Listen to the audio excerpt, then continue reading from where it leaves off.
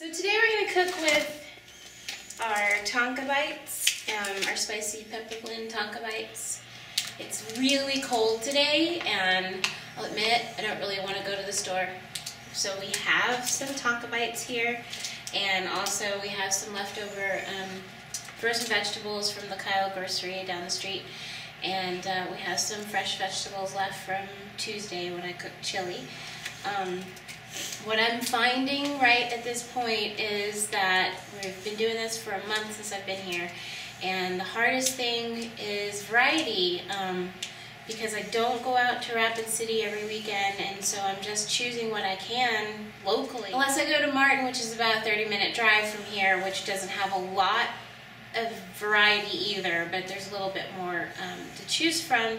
I'm trying to create creative recipes every week, but it is a little bit more challenging as the days go on. In a place like this that's like 90 miles away from the biggest city, it takes 90 miles to get to the biggest city, which means you're driving an hour and a half to just get some of the basic things that other cities may be able to get 20 minutes from their home. So it's a little bit more challenging. You got to think about the cost of fuel and the cost of just time, because time is money. So, you know, you've got to fit a lot in that day when you want to go out of town to try to get groceries and try to get a lot of things done.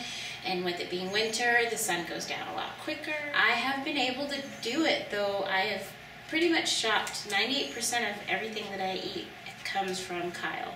So I've been able to stay pretty much 98% paleo on even in these, you know, in different conditions or limitations than what I'm used to. So I still am cooking from my big old tub of coconut oil, which I don't cook with anything else. I do not use vegetable oil. I don't use canola oil. I don't use soybean oil. I only use coconut oil or butter. I occasionally will cook with olive oil, but only if it's 100% pure organic olive oil, which of course you will not find here on Ridge Indian Reservation. I ordered this gallon of coconut oil online, which I ordered while I was in Dallas, and brought it up, and I cooked with it when I was in Dallas, and I still have plenty to come up here to cook with, and I've been cooking here for a month, and we still have plenty left. So keeping it simple and as flavorful as possible. So the main things I can find every time is definitely garlic and onion, which are key to making some better flavors.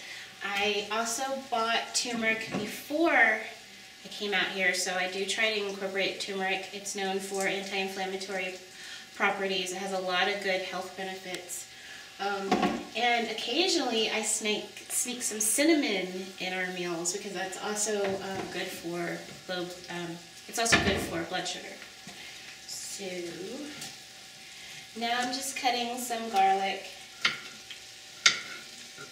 and I'm letting the Tanka bites kind of simmer in here with the coconut oil. And I'm going to open a few more, but I would like them to cook together with the garlic to kind of take in those flavors. So these are our sample packs.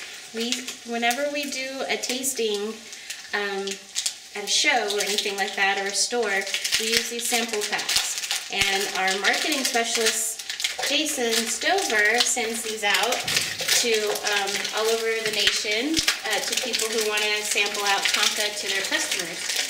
So I have some of these that I'm using because they're already cut. It's one less step, so I don't have to cut actual Tanka bars up. You can smell the garlic, can't you, Jason? Jason. Sorry for having a head cold. God. How does it smell, Jason?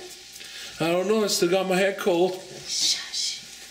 You get on my nerves. Georgia McGaw, our operations manager, donated this wok to our cooking cause here at the office, which I'm very thankful. Sometimes you just want to cook in a wok.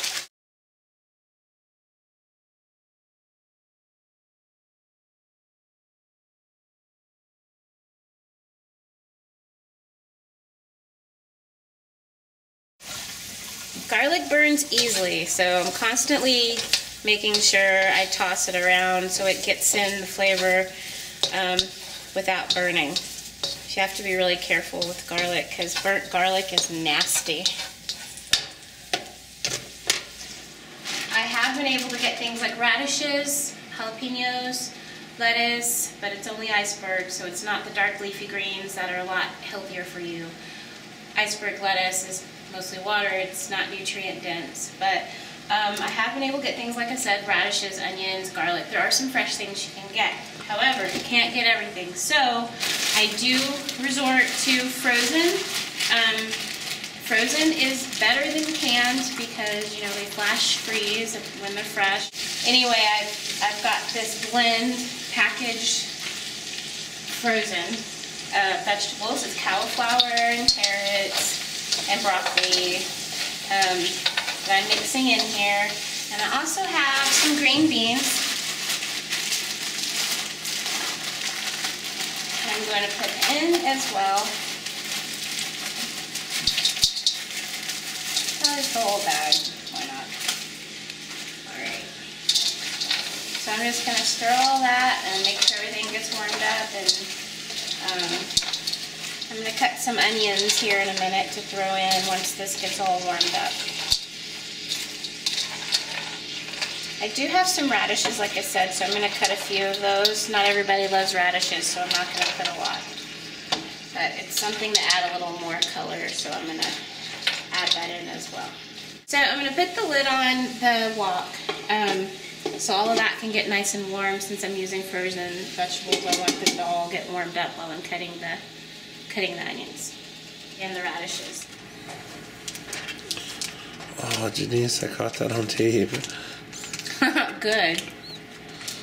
Cook can't say their food's good without tasting it. Oh, I gotta make sure I put my turmeric. Everybody loves the turmeric because it makes everybody's fingers yellow.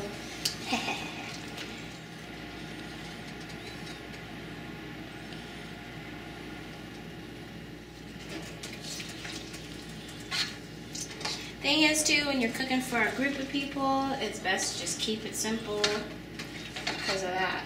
Oops. I be flinging stuff when I cook. I get so excited. Looks good to me. We'll just put the lid on it though, because I feel like you can never have too much onion, but you probably can. Just that little bit of onion might be too much, even though I want to put more in. Sometimes you gotta say, that's enough. Right, Jason?